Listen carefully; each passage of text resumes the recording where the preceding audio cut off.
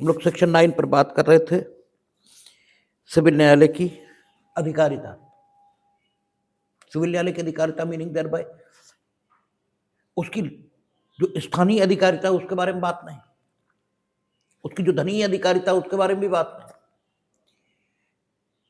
उसकी अधिकारिता जो विषय वस्तु के संबंध में उसकी बात होगी। क्योंकि स्थानीय अधिकारिता के लिए हमने कहा 16 से 20, धनीय अधिकारिता के लिए 6 से 15, और 6 धनीय अधिकारिता पर प्रतिबंध लगाती है। प्रतिबंध इस सूरत में कि उन्होंने कहा कि इस संहिता की किसी भी बात का यह अर्थ नहीं लगाया जाएगा कि वो किसी भी सिविल कोर्ट को उस बात को ग्रहण करने की अधिकारिता देती है जो उसकी धनीय अधिकारिता की सीमाओं से ऊपर है।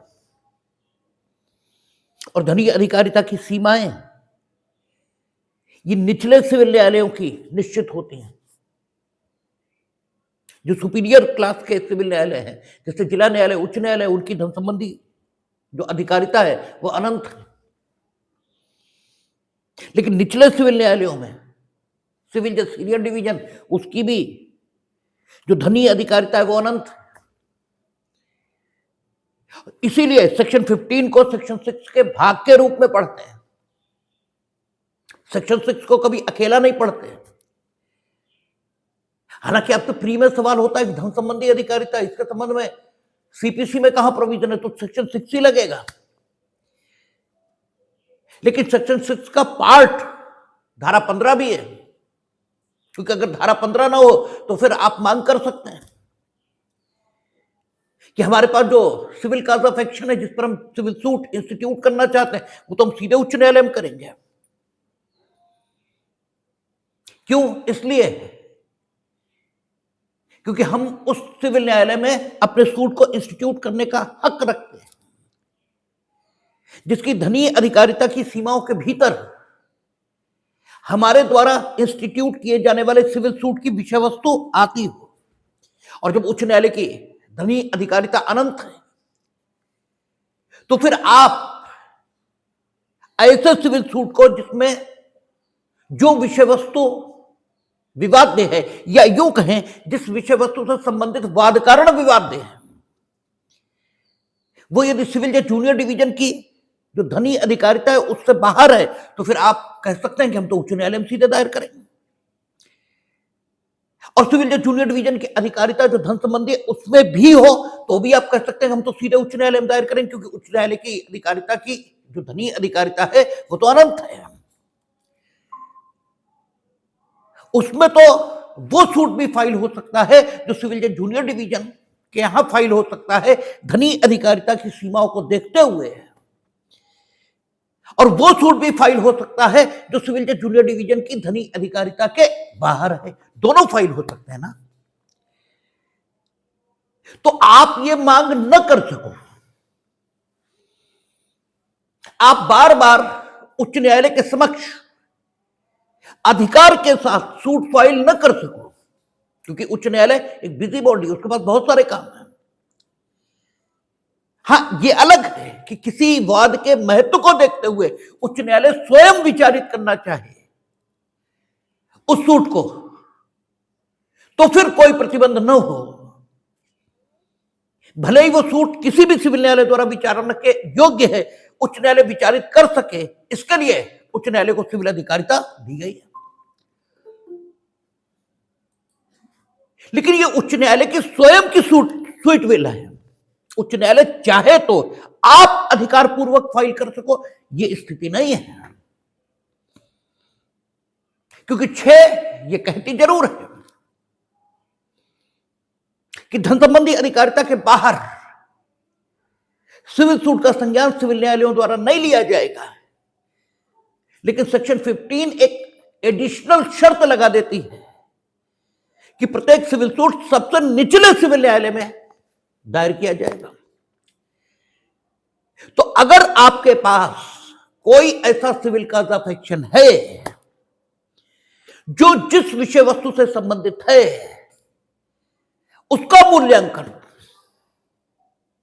सिविल या जूनियर डिवीजन की धन संबंधी अधिकारिता के भीतर है, तो नो डाउट इट में बी इंस्टीट्यूट, इसे दायर किया जा सकता है सिविल जज सीनियर डिवीजन, जिला न्यायालय और उच्च न्यायालय, तीनों में। ठीक है, क्योंकि इनकी धन संबंधी अधिकारिताएं तो अनंत हैं।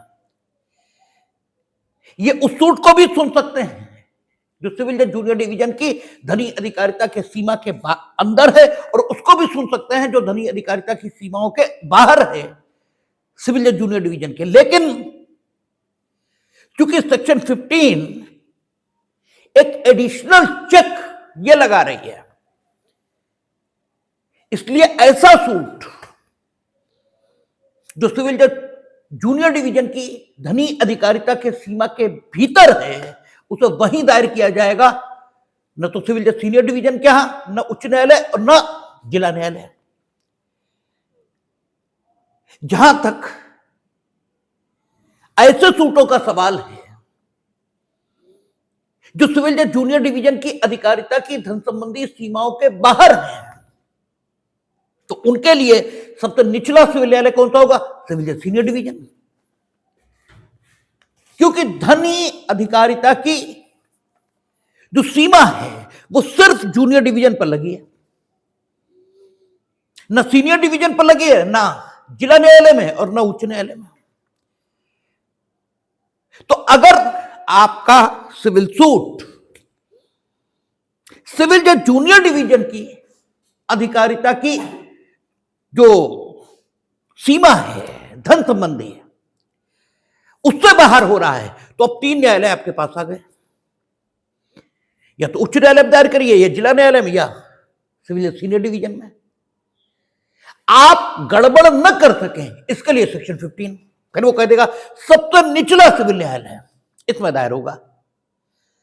अब इन तीन में सबसे निचला कौन सा हुआ? सिविल सीनियर डिवीजन, इसलिए ये सीनियर डिवीजन में दायर होगा। आप कचहरी जाते हैं तो वहां ये सब बातें आपकी समझ में नहीं आती,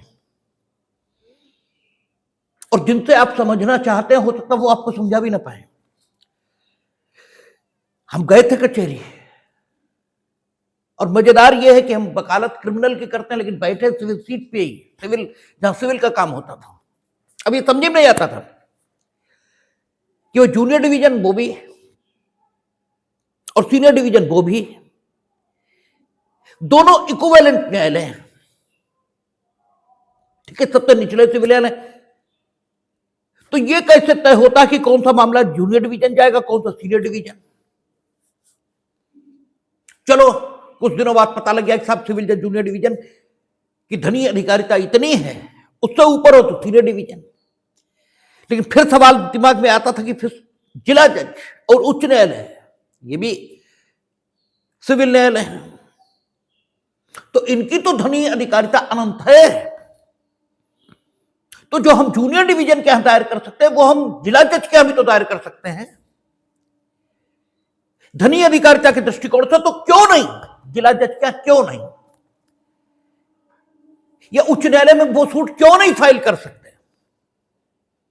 तो ये बताने वाला वहां कोई होता ही नहीं था, और जब होता नहीं तो फिर याद कर लीजिए, जैसे इतिहास याद किया जाता है, और याद करके पूरी जिंदगी कट भी जाएगी, ऐसा भी नहीं जिंदगी नहीं कटेगी, कट जाएगी। हो सकता हमसे अच्छी कटे, बहुत बढ़िया वकालत चले, लेकिन बहुत बढ़िया वकालत चलने का अर्थ ये नहीं है कि आपको कानून आता भी है। बहुत बार नहीं आता है। हम ये नहीं कह रहे कि सारे के सारे जिन्हें कानून नहीं आता उन्हीं की वकालत अच्छी चलती है, ऐसा नहीं कह रहे हम। ये वही एफिशिएंट जज होते हैं, वे ही अच्छे विद्यार्थी के रूप में सामने आते हैं, ऐसा हम नहीं कह रहे हैं। बहुत सारे होते हैं जो बहुत एफिशिएंट होते हैं, लेकिन हम ये कह रहे हैं कि यह संभव है कि आपको कुछ भी ना पता हो और बहुत अच्छी जिंदगी गुजर जाए, लेकिन इसका अर्थ यह नहीं है कि बिना कुछ जाने अच्छी जिंदगी गुजारने का प्रयत्न करना चाहिए। बाकी लाइकिंग आपकी है। तो सेक्शन 6 इसके साथ 15 पढ़ा जाएगा और तब धनी अधिकारिता तय होती है। अब कहता है सिविल न्यायालय किन मामलों का संज्ञान ले सकेगा। इसकी बात कर रहा है। यह नहीं कह रहा है कि कहां पर उत्पन्न हुए मामलों का संज्ञान ले सकता है, यह नहीं कह रहा, ठीक है ना। कितने मूल्य के सूट्स का संज्ञान ले सकता है, यह नहीं कह रहा, किन मामलों का ले सकेगा। मीनिंग देर भाई अब नेचर की बात चलना शुरू हुई है। नेचर का अर्थ होता है आपका फंडामेंटल कैरेक्टर। आपका फंडामेंटल कैरेक्टर क्या है? आदमी का मूल स्वभाव, उसका फंडामेंटल कैरेक्टर अच्छा है। यह नहीं माना जा सकता कि वो पैदा गड़बड़ हुआ था। कोई जन्म से गड़बड़ पैदा नहीं होता। जन्म होते समय सब ठीक है। इसीलिए कानून का प्राइमरी जो प्रिजम्पशन है वो क्या है? व्यक्ति निर्दोष है। क्योंकि हम क्या प्रिज्यूम कर सकते हैं? हम प्रिज्यूम यही कर सकते हैं कि जो कुछ था जैसा जन्म के समय वो आज भी वैसा ही है। हम जब उपधारणा करेंगे तो यही कर सकते हैं, इसके अलावा कोई उपधारणा हो ही नहीं सकती। अब जो कह रहा है कि ये जन्म के समय जैसा था वैसा नहीं है अब, तो उसके पास अपनी बात को कहने का कोई आधार ये निश्चित तौर पर होगा, तभी तो वो कह रहा है। उसने जाना है कि ये जन्म के समय जैसा था वैसा आज नहीं है। तो जिस आधार पर ये कह रहा है उसे सुविधा है कि वह उन आधारों को किसी के सामने भी रख सकता है, और कोई भी जो सामान्य बुद्धि का यानी उसी के समान बुद्धिमान है वो इस बात को समझ सकता है कि ये जन्म के समय जैसा था वैसा आज नहीं है। क्योंकि जब इन्होंने समझ लिया तो समझ हम भी लेंगे। भाई हम पागल तो नहीं है, हम भी समझ लेंगे। इसीलिए भारतीय साक्ष्य अधिनियम में साबित करने का भार किस पर रखा है? उस पर जो ये कहता है कि हम जो कुछ कह रहे हैं यही सच है। और इसीलिए क्रिमिनल में प्रिजम्पशन क्या है? आदमी इनोसेंट है, क्योंकि वो चोर पैदा नहीं हुआ था। ठीक है, आप कहते हैं वो चोर है, तो आप बताएंगे ना कि आप उसे चोर क्यों कहते हैं? पैदा तो चोर नहीं हुआ था। तो जो प्राइमरी प्रिजम्पशन होता है वो इनोसेंस के बारे में है, क्योंकि इनोसेंस या innocency it is the fundamental character of the human being. ये मानव का मूलभूत लक्षण है। आदमी झूठा नहीं पैदा हुआ, आदमी चरित्रहीन पैदा नहीं हुआ। ये इतना बड़ा शब्द है कि इसमें सब कुछ आ गया, झूठा और बेईमान और सब सारी तो चीजें आ गई। आदमी इनोसेंट पैदा हुआ था, न वो कैरेक्टरफुल था न कैरेक्टरलेस था, दोनों ही बातें नहीं थी। आदमी एकदम निर्दोष पैदा हुआ था। निर्दोष होना उसका फंडामेंटल कैरेक्टर है। फंडामेंटल माने जो मूल है, जिसे छोड़ा नहीं जा सकता। तो यहां मूल अधिकारिता, मूल स्वभाव की बात चलेगी। सिविल न्यायालय कहता है सिविल न्यायालय की विषय वस्तु संबंधी अधिकारिता, जो मामला सिविल है, जो सिविल मामला है, कहेगा न्यायालय सभी सिविल वादों का विचारण करेंगे। ठीक है, पहली लाइन में वो कह रहा है कि जब तक वर्जित न हो न्यायालय सभी सिविल मामलों का विचारण करेंगे। इसका मतलब मामला अगर सिविल है तो विचारण होगा। तो मामला सिविल है या नहीं है यह डिसाइड करना पड़ेगा। यानी फंडामेंटल कैरेक्टर ये सिविल होना चाहिए मामले का। यानी मामला ऐसा है जिसका मूल चरित्र, जिसे छोड़ा नहीं जा सकता, वो सिविल है। क्योंकि आपका कह रहा है सिविल वाद, तो वाद जो सिविल प्रकार के हैं, तो सिविल प्रकार के वाद कौन से होते हैं? तो सिविल प्रकार के बाद आगे स्पष्टीकरण में बता रहा है, वो कह रहा वह बात जिसमें संपत्ति संबंधी या पद संबंधी अधिकार प्रतिवादित है, इस बात के होते हुए भी कि ऐसा अधिकार धार्मिक कृत्यों या कर्मों संबंधी प्रश्नों के विनिश्चय पर पूर्ण रूप से अवलंबित है, सिविल प्रकृति का वाद है। आगे स्पष्टीकरण 2 में कह रहा है, इस धारा के प्रयोजनों के लिए बात तात्विक नहीं है कि स्पष्टीकरण 1 में निर्दिष्ट पद के लिए कोई फीस है या नहीं, अथवा ऐसा पद किसी विशिष्ट स्थान से जुड़ा है या नहीं, लेकिन दोनों स्पष्टीकरणों में सिविल प्रकृति की बात की है, उन्होंने सिविल नेचर की बात की है। सिविल वाद ये नहीं कहा, सिविल नहीं बताया, ठीक है, सिविल प्रकृति बताई है, सिविल नहीं बताया। तो इसका मतलब सिविल सूट और सिविल नेचर सूट दोनों बातें अलग अलग हैं। इसका मतलब यह हो गया कि सिविल नेचर सूट और सिविल सूट दो अलग अलग बातें हो गई। तो सिविल नेचर सूट और सिविल सूट क्या होते हैं, इस पर भी बात करेंगे। दोनों अलग अलग बातें हैं। सिविल नेचर सूट अलग है और सिविल सूट अलग है। सिविल सूट छोटी बात है और सिविल नेचर सूट ज्यादा बड़ी बात है। दोनों में क्या फर्क है, इस पर भी बात करेंगे, लेकिन फिलहाल हम सिविल इसकी बात कर रहे हैं। तो कहता है, आप जब यहां कुछ परिभाषित नहीं है, पूरी सीपीसी में कहीं उन्होंने बताया नहीं कि सिविल सूट इससे क्या तात्पर्य है, तो फिर उसका जो डिक्शनरी मीनिंग है, यानी शब्दकोश में जो उसका अर्थ दिया गया है, वही ग्रहण होगा, क्योंकि यही निर्वचन का सिद्धांत है। तो वहां कहता है कि सिविल का अर्थ यह है, सिविल राइट, इसका अर्थ यह है व्यक्ति का वो अधिकार जो उसका व्यक्तिगत अधिकार है,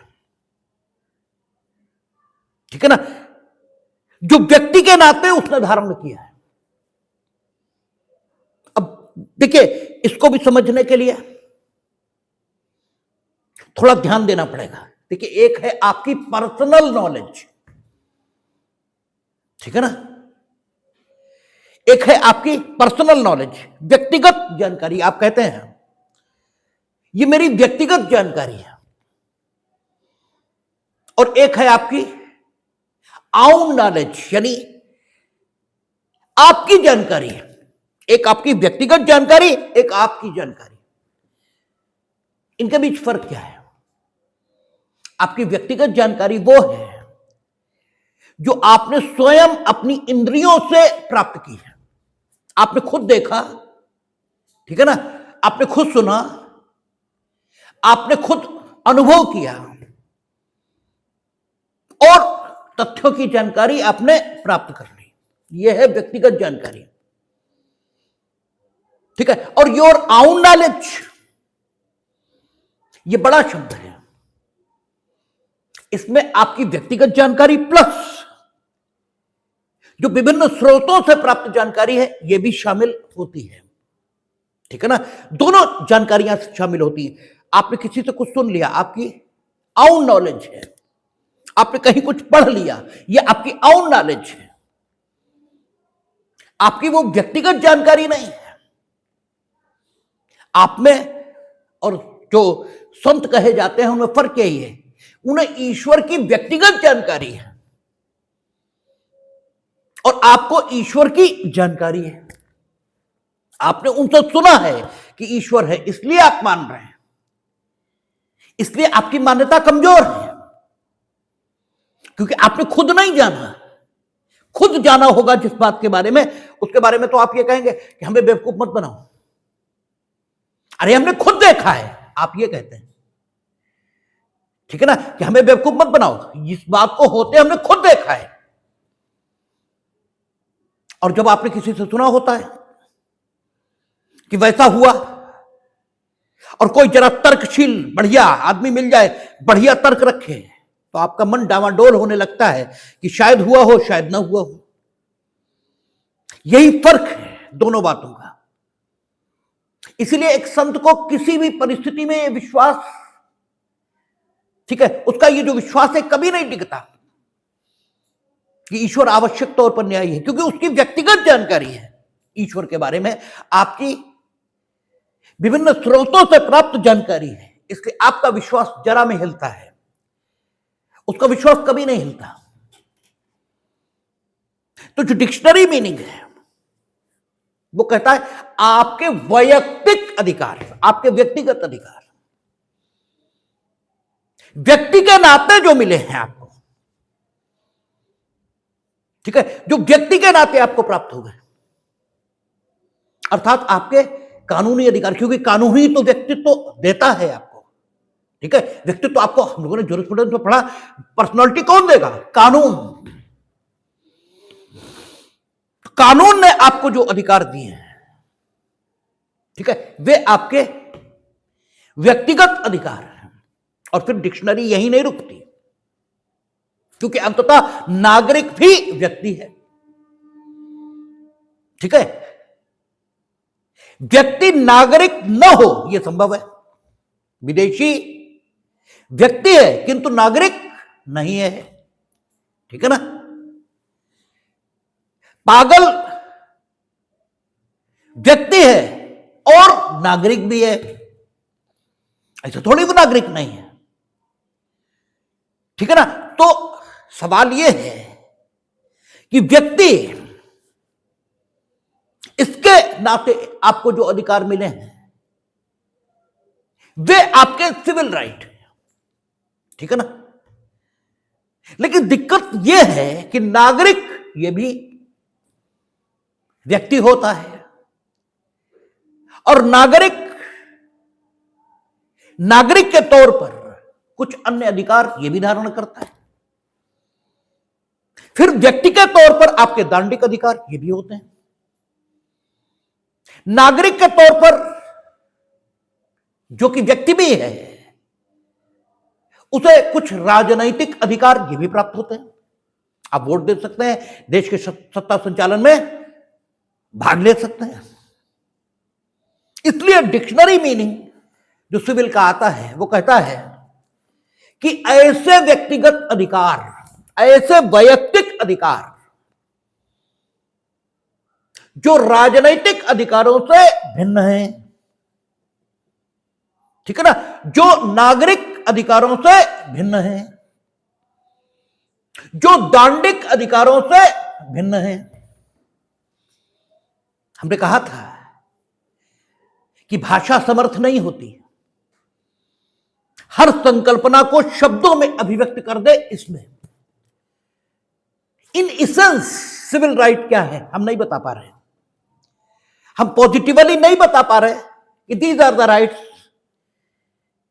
which can be understood by us as a civil right. That is why, ठीक है, मजबूरी में हम क्या कर रहे हैं, उसे निगेटिवली, नकारात्मक ढंग से परिभाषित कर रहे हैं। जैसे ईश्वर को सकारात्मक ढंग से परिभाषित करना संभव नहीं है, इसीलिए जो वेद है वो उसे नेति नेति कहकर पुकारता है। ये भी नहीं, ये भी नहीं, ये भी नहीं, ये भी नहीं, वो ये नहीं बताता क्या है, ये नहीं कहता, वो कहता ये भी नहीं, शरीर ईश्वर है नहीं, ये भी नहीं, अंदर जो है वो ईश्वर है नहीं, ये भी नहीं, ये भी नहीं, ये भी नहीं, अंत में जो बचेगा वो है। सब छोड़ते जाइए, सब अलग करते जाइए, फिर जो जो बच ही जाए, जिसे छोड़ने का कोई उपाय ना हो, वही है, ठीक है। और उसे शब्दों में नहीं बांधा जा सकता, उसे अनुभव किया जा सकता। इसीलिए कहते हैं कि ईश्वर अनुभव की चीज है। जैसे बेवकूफी का सवाल लोग करते हैं ना, क्या ईश्वर है? अरे ये तो अनुभव की बात है, बताई कैसे जा सकती है, कुछ चीजें तो अनुभव की हैं। तो ऐसा ही है, सिविल राइट नहीं बता सकते, पॉजिटिवली नहीं बताया जा सकता, ठीक है, ये निगेटिवली बताया जाएगा। वो कहता है आपके ऐसे वैयक्तिक अधिकार जो दांडिक अधिकारों से भिन्न हैं, ठीक है ना, जो आपके राजनैतिक अधिकारों से भिन्न हैं, ठीक है, जो आपके नागरिक अधिकारों से भिन्न है। इस प्रकार के अधिकारों को, क्योंकि ये अधिकार भी व्यक्ति के द्वारा ही धारण किए जाएंगे, कानून ये अधिकार भी उसी को देगा जो व्यक्ति होगा, ठीक है, उसके अलावा नहीं देगा। तो जो आपके दांडिक अधिकारों से भिन्न है, इसीलिए डिक्शनरी जो मीनिंग है सिविल राइट का, ठीक है, वो नकारात्मक परिभाषा दे रहा है कि ये सिविल राइट माना जाएगा कानून में मोटे तौर पे, ठीक है, मोटे तौर पे। एब्सोल्युटली करेंगे तब तो ये परिभाषा लेनी पड़ेगी, लेकिन एक काम चलाऊ परिभाषा भी विकसित हुई है, और वो काम चलाऊ परिभाषा ये कहती है कि जो दांडिक अधिकारों से भिन्न है वो सिविल है, ठीक है, जो दांडिक नहीं है वो सिविल है। ये काम चलाऊ परिभाषा विकसित हुई है, ठीक है ना। तो सिविल राइट इसका मतलब ये हो गया, कानून ने जो अधिकार आपको दिए उनका वायलेशन यदि कोई कर रहा है, या उनके इंजॉयमेंट में आपको कोई समस्या आ रही है, तो आपको सिविल सूट फाइल करने का हक होगा, ठीक है ना। और सिविल सूट को सुनने का अधिकार सिविल न्यायालय को होगा, ठीक है। जो कानून ने आपको अधिकार दिए, वो कानून ने आपको संपत्ति धारित करने का अधिकार दिया, यानी स्वामित्व का दिया, ठीक है। संपत्ति जो सांपत्तिक अधिकार है, चाहे वो बंधक के रूप में हो, चाहे पट्टे के रूप में हो, चाहे चित्र रूप में हो, ठीक है ना, संपत्ति का अंतरण करने का और अपने पक्ष में संपत्ति के अंतरण होने का हक कानून ने आपको दिया है, ठीक है ना। तो संपत्ति के अंतरण करने में या संपत्ति को प्राप्त करने में यदि कोई बाधा कोई उत्पन्न कर रहा है, तो आपको उसके संबंध में सिविल सूट फाइल करने का हक है। आपको संविदा करने का हक कानून ने दिया। आपने संविदा की और कोई उसका पालन नहीं कर रहा है, ठीक है, या आपको संविदा करने नहीं दे रहा, या आपने जो संविदा की वो वैध है किंतु अवैध कह रहा है, तो इन सारे प्रश्नों का निर्धारण करने का हक सिविल कोर्ट को है, क्योंकि ये आपके व्यक्ति के नाते अधिकार हैं, ये आपके व्यक्तिगत अधिकार हैं और ये दांडिक अधिकारों से भिन्न है, ठीक है। तो सिविल का मोटा मोटा कैटेगराइजेशन कानून में काम चलाऊ ढंग से जो किया जाता है, वो किया जाता है कि जो दांडिक अधिकार नहीं है वे, ठीक है ना। फिर आगे कैटेगराइजेशन भी चलते हैं कि दांडिक अधिकार नहीं, लेकिन ठीक है, दांडिक अधिकार नहीं, उस सारे सिविल हो गए, लेकिन उनमें भी फिर कैटेगराइजेशन करते हैं आपके टैक्स संबंधी अधिकार, ठीक है, आपके अन्य प्रकार के अधिकार, तो उन्हें भी निकाल देते हैं। फिर जो बचा और आपका व्यक्ति के नाते वो अधिकार है, उसी को सिविल राइट ये कहते हैं। और उसका वायलेशन अगर हो रहा है तो आपको सिविल सूट इंस्टीट्यूट करना है, ठीक है ना, सिविल सूट इंस्टीट्यूट करना है, क्योंकि कोई भी अधिकार कहा ही नहीं जा सकता यदि उसका भंग हो और आपको कोई कार्रवाई करने का हक ये न हो, तब उसे अधिकार कहे भले ही दें, लेकिन सामान्य की भाषा का ही उपयोग करना पड़ेगा, तब उसे अपूर्ण अधिकार कहना ही ठीक होगा। क्योंकि उस अधिकार का क्या मतलब, जो अपने भंग होने पर स्वयं को प्रवर्तित कराने के लिए आपको कोई मशीनरी ये उपलब्ध न कराए। तो सूट फाइल करना ये एक मशीनरी है, ठीक है ना, ये उपचार प्राप्त करने का भाग है या उपचार प्राप्त करने का उपकरण है। मुकदमा क्या है? उपचार प्राप्त करने का उपकरण। इसके माध्यम से ही आप अपने अधिकार का प्रवर्तन उन दशाओं में प्राप्त करते हैं जिन दशाओं में आपके अधिकार का भंग होता है, ठीक है ना। मुकदमा आप कहां प्रस्तुत करेंगे, किसके समक्ष प्रस्तुत करेंगे सिविल राइट का वायलेशन होने पर, यह सेक्शन 9 बता रहा है। वो कहता है सभी सिविल वादों को सुनने की अधिकारिता सिविल कोर्ट में होगी, ठीक है ना। यह अधिकारिता सिविल कोर्ट को कौन दे रहा है? सीपीसी। सीपीसी क्या है? कानून। Meaning thereby it is the authority, ठीक है, given by law to the civil court. और जब भी किसी को कानून के द्वारा कुछ करने का अधिकार मिलता है, कानून के द्वारा कुछ करने का अधिकार मिलता है, तो जिसे वो अधिकार दिया जाता है उसे उस काम को करने का क्षेत्राधिकार प्राप्त है, यह कहा जाता है, ठीक है। जुरिस्डिक्शन, ये जिन शब्दों से मिलकर बनता है, लैटिन शब्द है, ठीक है। जुरिस इसका मतलब है कानून, और डिक्टा माने हुआ कि अथॉरिटी गिवन बाय लॉ, ठीक है। तो सिविल कोर्ट का क्षेत्राधिकार सेक्शन 9 में है। ऐसा हम क्यों कहते हैं?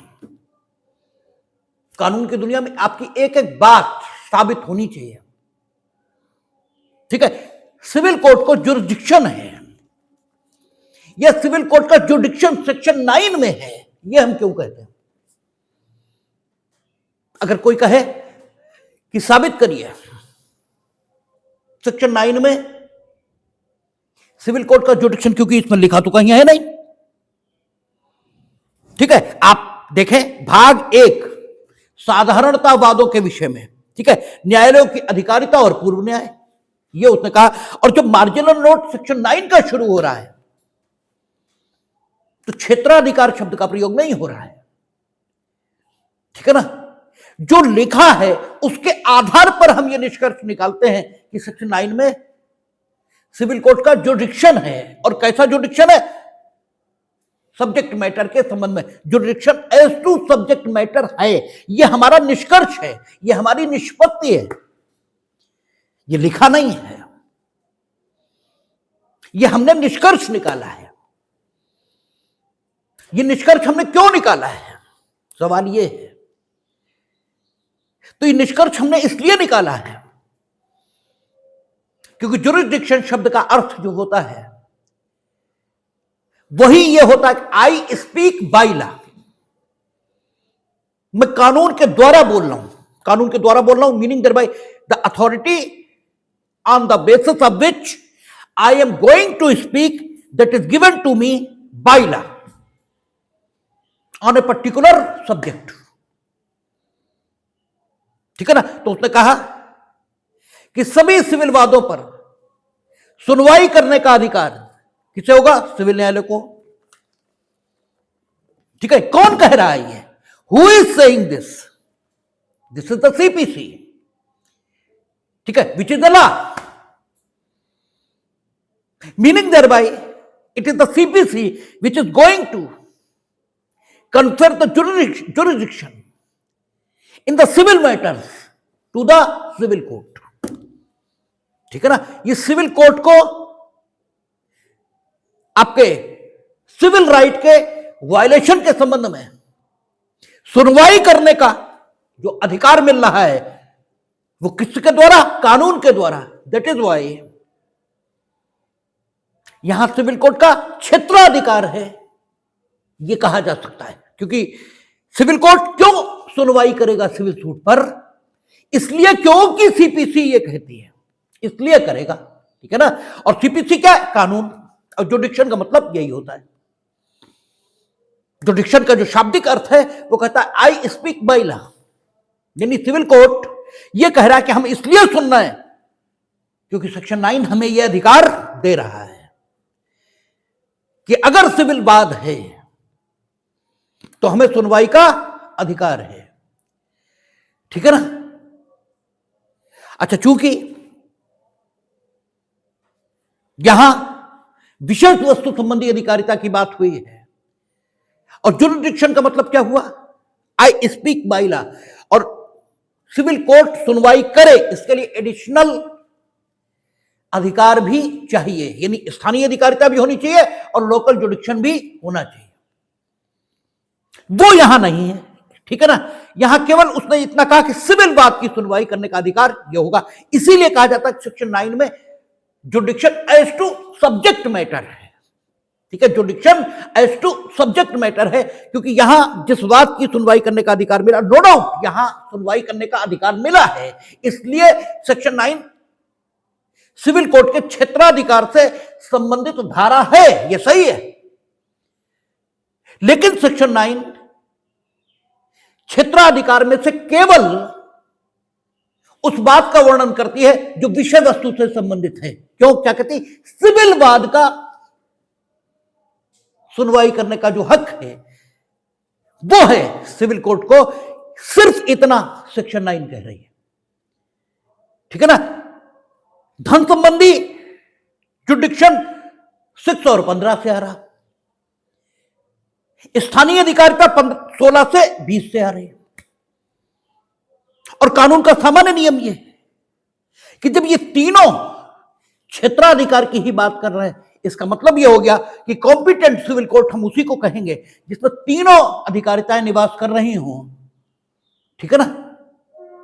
विषय वस्तु संबंधी अधिकारिता भी प्राप्त हो, अर्थात उस विषय वस्तु कैसी हो, सिविल नेचर की हो या सिविल काज ऑफ एक्शन से संबंधित हो, ठीक है ना। उस विषय वस्तु से जो वाद कारण उपलब्ध हो रहा हो वो सिविल नेचर होना चाहिए या सिविल काज ऑफ एक्शन ये होना चाहिए। दोनों हम इसलिए कह रहे हैं क्योंकि सिविल नेचर अलग है, सिविल अलग है, इसलिए कह रहे हैं।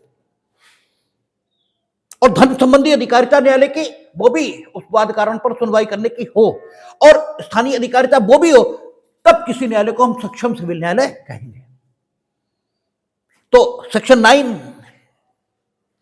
क्षेत्राधिकार से संबंधित उपबंध करता है। यह हमने इसलिए कहा क्योंकि सेक्शन 9 सिविल सूट पर सुनवाई करने की अधिकारिता सिविल कोर्ट को देता है, और जुडिक्शन का तात्पर्य यही होता है। उसका जो शाब्दिक विश्लेषण है वो उसका यही अर्थ देता है कि आई स्पीक बाय लॉ। तो जब भी आप किसी विषय पर कानून द्वारा प्रदत्त अधिकारिता के आधार पर बोलते हैं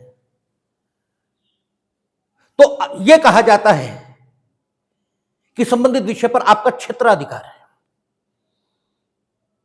ठीक है। तो सिविल कोर्ट को चूंकि यहां सिविल सूट पर सुनवाई करने का अधिकार, अर्थात सिविल सूट में बोलने का अधिकार सेक्शन 9 से मिल रहा है, लेकिन सिविल सूट में इसलिए यह कहा जाता है कि यहां विषय वस्तु संबंधी क्षेत्राधिकार का वर्णन हुआ है, ठीक है ना।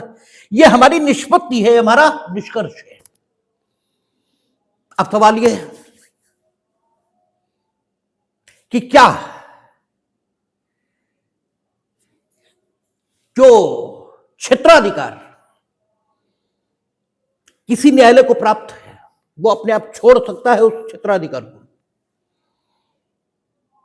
ये जो मामले के पक्षकार हैं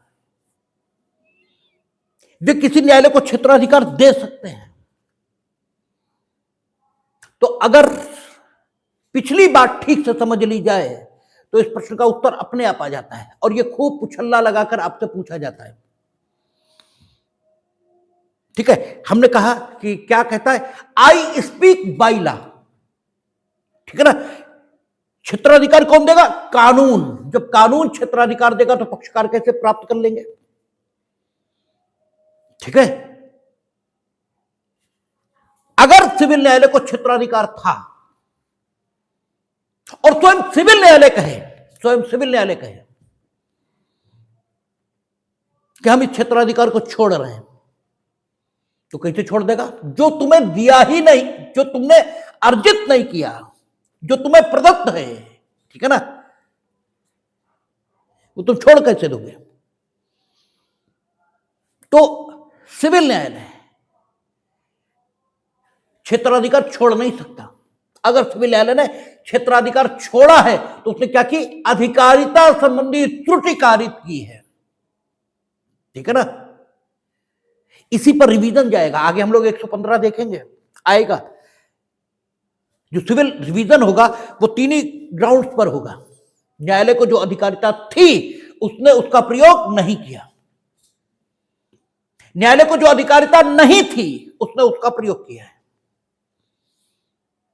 न्यायालय को जो अधिकारिता थी उसका उसने अनियमित प्रयोग किया है, जैसे करना चाहिए था वैसे नहीं किया, गलत ढंग से किया है।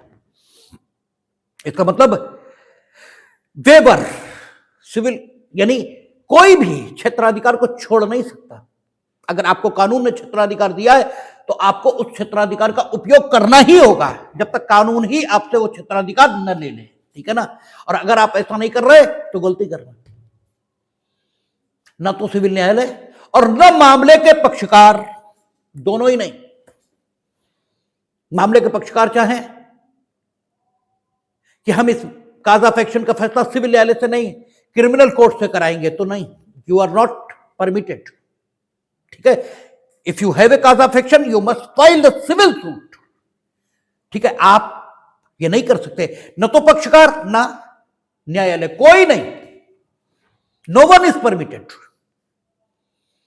यानी क्षेत्राधिकार को छोड़ा नहीं जा सकता, ठीक है ना। दो पक्षकार आपस में समझौता कर लें, दोनों, कि मामला सिविल जरूर है लेकिन फैसला सुप्रीम कोर्ट से करा लेते हैं या क्रिमिनल कोर्ट से करा लेते हैं, नहीं, it is against the public policy. और यह आपसे प्री में पूछा जाता है कि क्षेत्राधिकार ना तो छोड़ा जा सकता है, ठीक है, और ना ही उत्पन्न किया जा सकता है। ये किस सिद्धांत पर आधारित है? ये पब्लिक पॉलिसी, लोक नीति। पब्लिक पॉलिसी क्यों? क्योंकि कानून का पालन हो, यही पब्लिक पॉलिसी है, यही लोक नीति है, ठीक है। और कानून ने जब क्षेत्राधिकार सिविल कोर्ट को दिया तो तुम क्यों करोगे? और ऐसे तो कानून के अपालन की आदत लग जाएगी लोगों को, और जब कानून के अपालन की आदत लगेगी तो कल से तो कानून का सम्मान ही नहीं होगा। कानून कुछ कहेगा, तुम कहोगे हम कुछ करेंगे, नो, ठीक है ना। तो पक्षकारों के बीच का समझौता भी किसी न्यायालय में, चाहे वो सिविल हो चाहे क्रिमिनल, उसमें क्षेत्राधिकार को उत्पन्न नहीं कर सकता, ठीक है ना।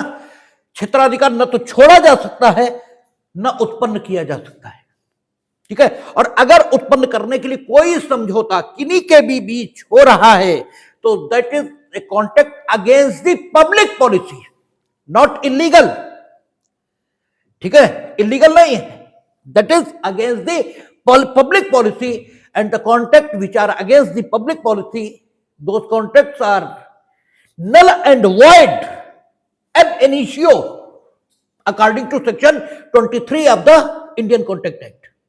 भारतीय संविदा अधिनियम की धारा 23 उन सभी संविदाओं को प्रारंभ से ही शून्य घोषित करती है जो लोकनीति के विरोध में हैं या जो अनैतिक हैं या धारा 23 के जो अन्य उपबंध हैं उनके अंतर्गत आते हैं। मीनिंग देयर बाय, अगर किसी ने भी क्षेत्राधिकार को समाप्त करने के लिए या क्षेत्राधिकार को उत्पन्न करने के लिए कोई समझौता किया तो वो समझौता प्रारंभतः शून्य है। मीनिंग देयर बाय, मानेगा, जो कानून मानेगा वो ये कि ये समझौता कभी हुआ ही नहीं था। आरंभतः शून्य का अर्थ यही है, वो समझौता कभी नहीं हुआ, ऐसे माना जाएगा।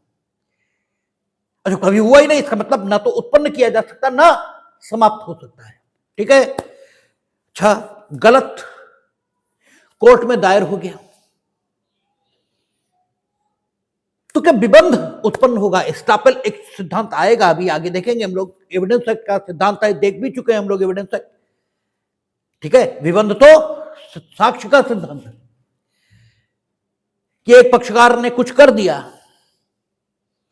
ठीक है, कोई कृत्य या घोषणा की है, कोई कार्य किया, कोई लोप किया, कोई घोषणा की, और दूसरे पक्षकार ने इस पक्षकार के कृत्य, लोप या घोषणा पर विश्वास किया है, और ऐसा विश्वास करके इस दूसरे पक्षकार ने इस कृत्य, लोप या घोषणा के कारण ही अपनी स्थिति में परिवर्तन किया है। और अब ये जो पहला पक्षकार है जो अपने कृत्य, लोप या घोषणा जिसने की थी, ये अपने कृत्य, लोप या घोषणा को परिवर्तित कर लेना चाहता है, और अगर ये परिवर्तन करे तो वो पक्षकार जिसने कृत्यलोप या घोषणा पर विश्वास करके कोई काम किया था, अर्थात अपनी स्थिति में परिवर्तन किया था, उसकी स्थिति वर्तमान में हानिकर हो जाती है। तो इस पहले पक्षकार को जिसने कृत्यलोप या घोषणा की थी, इसे अपनी कृत्यालोप या घोषणा को बदलने नहीं दिया जाएगा। ठीक है, यह निबंध का सिद्धांत है जिस पर हम लोगों ने एविडेंस एक्ट में चर्चा की थी। वर्तमान में तो मुकदमा एक पक्षकार ने एक न्यायालय में फाइल कर दिया, दूसरा मुकदमे को फाइल करने के विश्वास के आधार पर उसने अपनी स्थिति को परिवर्तित किया, लिखित कथन आदि सब फाइल कर दिए, एविडेंस करा दिया, फलाना ढिमाका सब हो गया, और अब यह पक्षकार कहता है कि जुडिक्शन ही नहीं था। ठीक है, तो दूसरा पक्षकार कहे नहीं साहब हमें तो नुकसान हो जाएगा। ठीक है, अब तुम फिर सही जगह फाइल करोगे, या न्यायालय कहे भाई हमें तो अब नहीं था, तो तुम तो पहले कर चुके। ठीक है ना, तो ये सब कुछ नहीं, जुडिक्शन नहीं था मीनिंग देयर बाय नहीं था। ठीक है, ना तो स्टापल, ना तो विबंध, ना समझौता, ठीक है, कोई भी चीज क्षेत्राधिकार को उत्पन्न नहीं कर सकती। ठीक है, क्षेत्राधिकार हमेशा कानून द्वारा प्रदत्त है, क्योंकि I speak the law, I speak by law, यही क्षेत्राधिकार का अर्थ है। और कानून अगर दे रहा है क्षेत्राधिकार तो है, नहीं दे रहा तो नहीं है। कोई समझौता, कोई विबंध, कोई चीज क्षेत्राधिकार को उत्पन्न नहीं कर सकती। और वही बात है कि कानून में अपनी बात के समर्थन के लिए, ठीक है, केसला दिए जाते हैं, समर्थन के लिए प्रमाण होते हैं, वो दलील होते हैं आपकी बात के समर्थन के लिए। केसला इसीलिए नोट किया जाता, मतलब लिखा जाता है कि मेरी बात ठीक है, ऐसा उच्चतम न्यायालय ने भी कहा है। उच्चतम न्यायालय कानून निर्मित नहीं करता, यही मूर्खों में और कानून जानने वाले में फर्क है। अखबार लिखता है सुप्रीम कोर्ट ने कह दिया, नो, सुप्रीम कोर्ट कुछ कहने वाला नहीं होता। सुप्रीम कोर्ट ने जो कुछ कहा वो कानून के आधार पर कहा है। सुप्रीम कोर्ट ने जो कुछ कहा वो इस बात का प्रमाण है कि कानून यही है, वो इस बात का प्रमाण है कि कानून यही है जो किताबों में लिखा है, क्योंकि इसी आधार पर उसने भी कहा। ठीक है ना, सुप्रीम कोर्ट के कहने से कानून नहीं हुआ है, कानून है इसलिए सुप्रीम कोर्ट का कथन है। जबकि मूर्ख इसी ढंग से बात करते हैं। सही बात यह है कि whatever I am saying that is law, to support this contention आपको केसला देने होते हैं। तो हम जो कुछ कह रहे हैं यही कानून है, इसे साबित करने के लिए केसला दिए जाते हैं। और दो केसला आपकी किताबों में नोट हैं, एक अब्दुल रहमान अंतुले वर्सेस आर.एस. नायक, यह आपने आर्टिकल 21 कॉन्स्टिट्यूशन ऑफ इंडिया उसमें भी पढ़ा था। ठीक है, बहुत जगह इस मुकदमे का जिक्र होता है। यहां पर इस मुकदमे का जिक्र होने का जो कारण है वो ये था कि अब्दुल रहमान अंतुले क्या थे, चीफ मिनिस्टर थे महाराष्ट्र के। आर.एस. नायक ने उनके खिलाफ एक क्रिमिनल कंप्लेंट फाइल की थी। उच्चतम न्यायालय ने क्या किया था, उस क्रिमिनल कंप्लेंट को उठा करके जो भ्रष्टाचार के मामलों से संबंधित थी उच्च न्यायालय को ट्रांसफर कर दिया था कि उच्च न्यायालय उस पर सुनवाई करेगा। अब्दुल रहमान अंतुले का जो कथन था वो ये था कि अगर हमारा मामला निचले न्यायालय द्वारा डिसाइड होता तो उस न्यायालय के खिलाफ हमें अपील मिलती हाई कोर्ट में। अब स्वयं हाई कोर्ट डिसाइड करेगा। ठीक है, तो हमें अपील भले ही सुप्रीम कोर्ट मिल जाए, जैसा लिखा नहीं है स्टैट्यूट में लिखा नहीं है, तो हमें एक भी अपील नहीं मिलेगी। ठीक है ना, लेकिन अगर मान लो मिल भी जाएगी सुप्रीम कोर्ट में 136 आदि आदि के आधार पर, तो लोअर कोर्ट अगर डिसाइड करता तो अपील हमें हाई कोर्ट में मिलती, और हाई कोर्ट जो डिसाइड करता उसकी भी तो अपील हमें 136 आदि आदि में मिलती। तो एक अपील का राइट तो मेरा मारा गया। ठीक है, और जुरिडिक्शन कई प्रकार का होता है। ठीक है ना, अपीलेट जुरिडिक्शन यह भी होता है, क्योंकि अपील सुनने का अधिकार भी कानून दे रहा है। ठीक है ना। और जब कानून दे रहा है अपील सुनने का अधिकार, तो अपीलेट जुडिक्शन, इसे लेने का हक भी सिर्फ कानून को है और किसी को नहीं। और जब और किसी को नहीं, तो सुप्रीम कोर्ट को भी नहीं है, सुप्रीम कोर्ट को भी नहीं है। आप इस ढंग का आदेश पारित नहीं कर सकते जिसका प्रभाव यह हो कि एक न्यायालय से अपीलेट जुडिक्शन चला जाए या मेरा अपील का अधिकार चला जाए, यह नहीं हो सकता। और सुप्रीम कोर्ट है इसीलिए है क्योंकि वे अपनी गलती मान लेते हैं। तो मुखर्जी जज ने इसमें डिसाइड किया था कि यस, ये बात ठीक है। और जो शब्दावली थी उनकी वो यही थी कि कोई भी बंध, कोई समझौता, ठीक है, या किसी के द्वारा अपना क्षेत्राधिकार छोड़ा जाना, ये लोकनीति के विरुद्ध है और ये नहीं किया जा सकता। केवल कानून है जो क्षेत्राधिकार दे सकता है, क्षेत्राधिकार ले सकता है। इवन इस कोर्ट को भी कोई हक नहीं है कि किसी न्यायालय का अपीलेट जुडिक्शन ले ले, और वो उन्होंने आदेश वापस किया था। और अगर क्षेत्राधिकार है, ठीक है ना, और छोड़ा गया, यह क्षेत्राधिकार नहीं था और ग्रहण किया गया, तो परिणाम क्या होता है, यह आपका किरण वर्सेस चमन पासवान, इसमें वर्णित किया गया है। उनका क्षेत्राधिकार नहीं है, ठीक है, और क्षेत्राधिकार लिया गया है। तो फिर यह परिणाम हो सकते हैं कि अगर क्षेत्राधिकार jurisdiction as to subject matter, विषय वस्तु से संबंधित था, तब तो डिग्री शून्य है, तब तो डिग्री, क्योंकि किरण वर्सेस चमन पासवान सिविल जुडिक्शन के संबंध में डिसाइड हो रहा है, इसलिए डिग्री शब्द का प्रयोग हो रहा है। उनका jurisdiction as to subject matter नहीं था, यानी सेक्शन 9 द्वारा प्रदत्त क्षेत्राधिकार यही नहीं था, तब तो डिग्री शून्य है, फिर कुछ नहीं हो सकता। और जब शून्य है तो कितने युग बाद उसकी शून्यता का प्रश्न उठाया गया है या किस कार्यवाही में उसकी शून्यता का प्रश्न उठाया, इसका भी कोई मतलब नहीं, तो शून्य है ही, तो जन्म ही नहीं कभी। लेकिन अगर धनीय अधिकारिता या स्थानीय अधिकारिता इसका मामला है, तो फिर कानून द्वारा बताई गई शर्तें ये अगर पूरी हो गई तो शून्य भी हो सकता है और नहीं भी हो सकता है, ठीक है ना। लेकिन क्षेत्राधिकार ये कानून द्वारा प्रदत्त ही है, ये तो मानना ही पड़ेगा, ठीक है। और कोई न क्षेत्राधिकार दे सकता है न ले सकता है।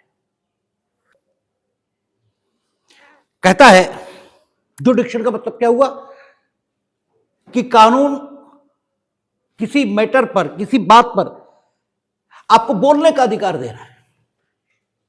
बोलेंगे तो तभी जब आप उसका संज्ञान लेंगे।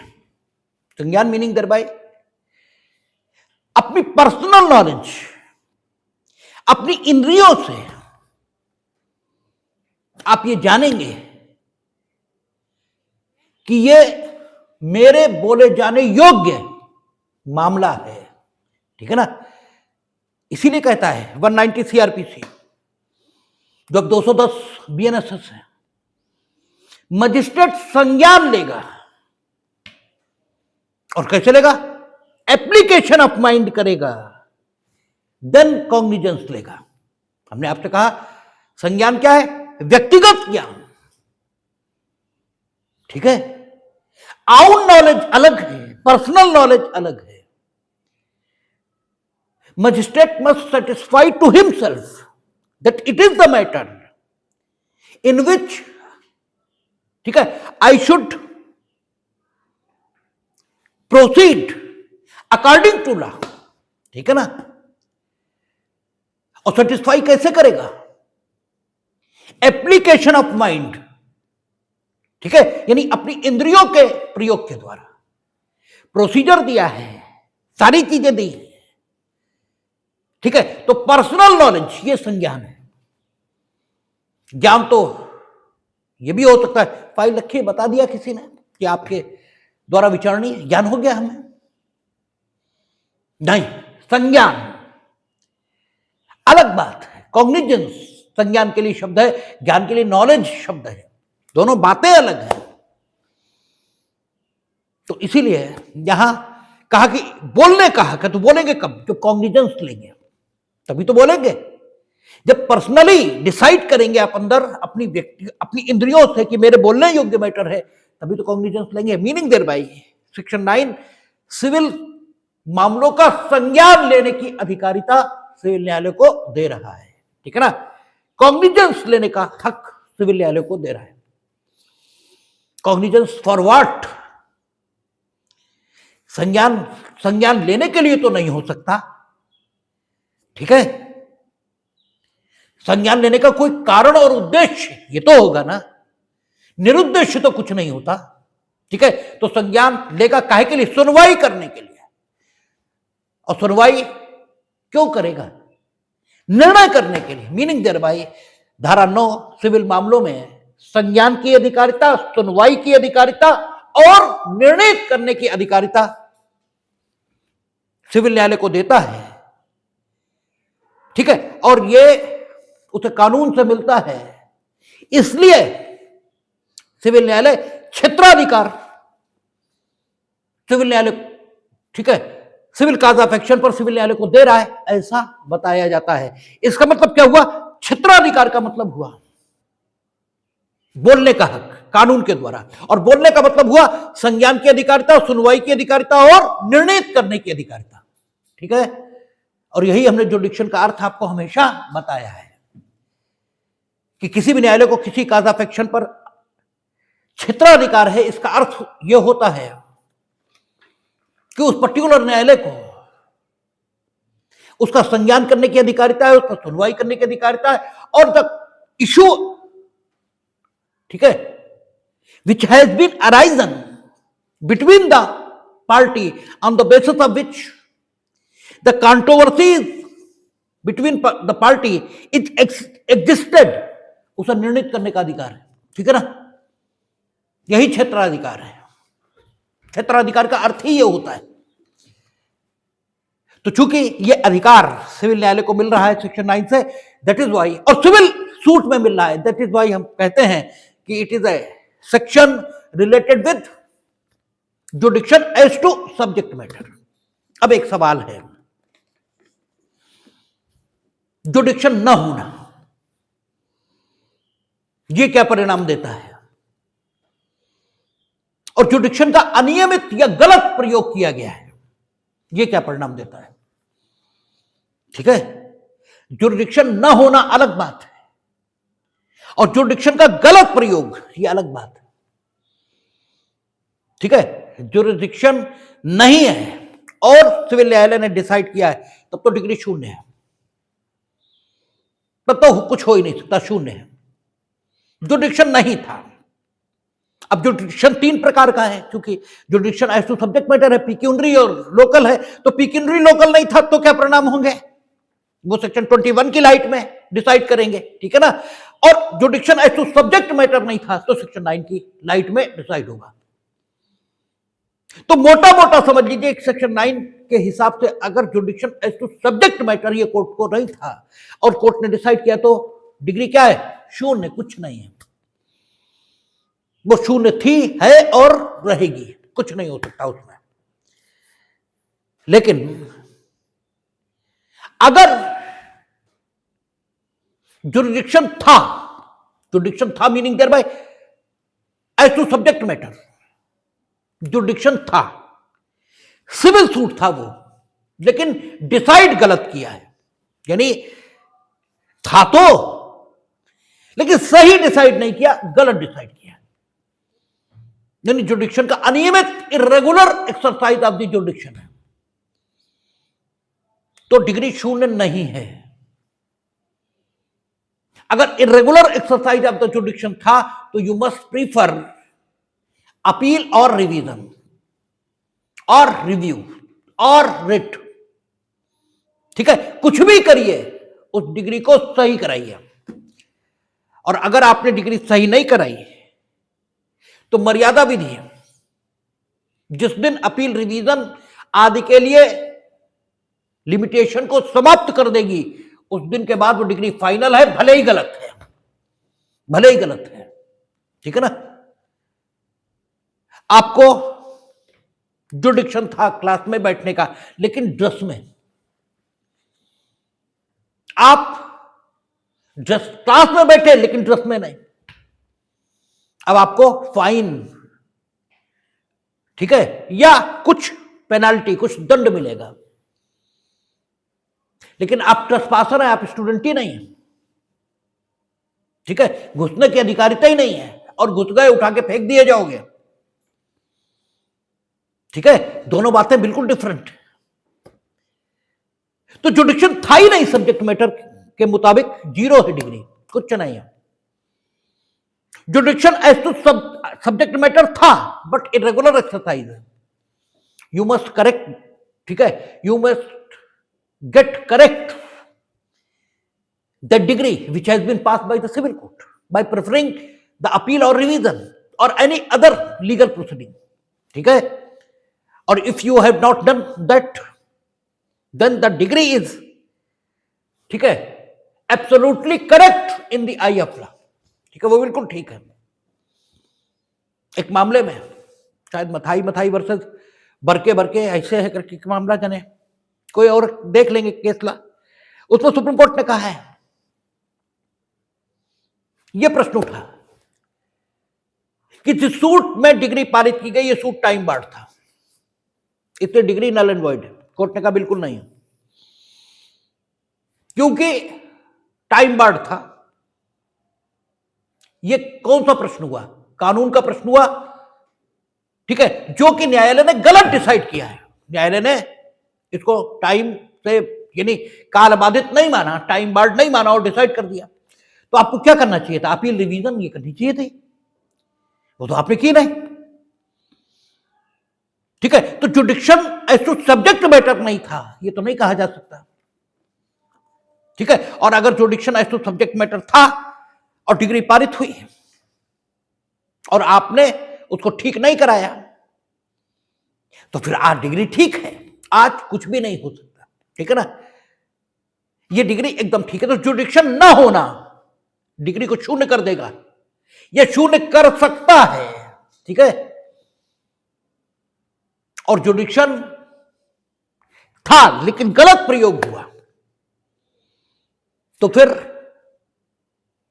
डिग्री ठीक है, या तो आप उसे ठीक कराइए, अन्यथा तो जुडिक्शन उत्पन्न किया जा सकता नहीं, न तो समझौतों के द्वारा, न विबंध के द्वारा, न जुडिक्शन छोड़ा जा। हां, एक काम किया जा सकता है, हम लोग आगे देखेंगे कि कई न्यायालयों को भी क्षेत्राधिकार हो सकता है, ठीक है, क्योंकि jurisdiction as to subject matter civil court को है, पिक्यूनरी यानी धनी और स्थानीय अधिकारिता, इसके दृष्टिकोण से भी जिस न्यायालय को क्षेत्राधिकार प्राप्त हो वो सक्षम सिविल न्यायालय है किसी भी विवाद कारण पर सुनवाई करने के लिए। Jurisdiction as to subject matter civil court को था, और धनी अधिकारिता और स्थानीय अधिकारिता उस सिविल काज ऑफ एक्शन के समय 3-4 न्यायालयों को प्राप्त हो रही थी। इसके मतलब 3-4 सिविल न्यायालय हो गए जो उस बात के संबंध में सक्षम सिविल न्यायालय कहे जा सकते हैं, ठीक है ना। तो पक्षकारों को यह अधिकार है कि उन 4 सिविल न्यायालयों में से किसी एक को अपने समझौते के द्वारा चुन लें कि इसमें हम लोग मुकदमा दायर करेंगे, यह संभव है, ठीक है। लेकिन जुडिक्शन है ही नहीं और आप चाहें कि किसी में हम उत्पन्न कर दें, यह बेकार की बात है। जैसे आप विभिन्न चीजों में देखते हैं ना कि कोई वाद उत्पन्न होने पर क्षेत्राधिकार शाहजहांपुर के सिविल न्यायालय को होगा, ऐसा लिखा रहता है कई सारे प्रोडक्ट पे।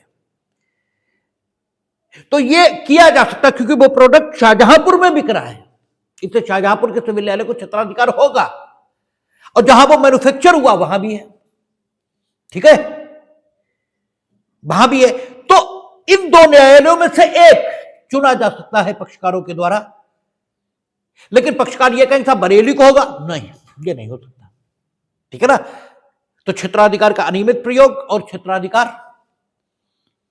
का न होना 2 अलग अलग बातें हैं। कल हम लोग सेक्शन 9 पर आगे बात करेंगे, देखेंगे।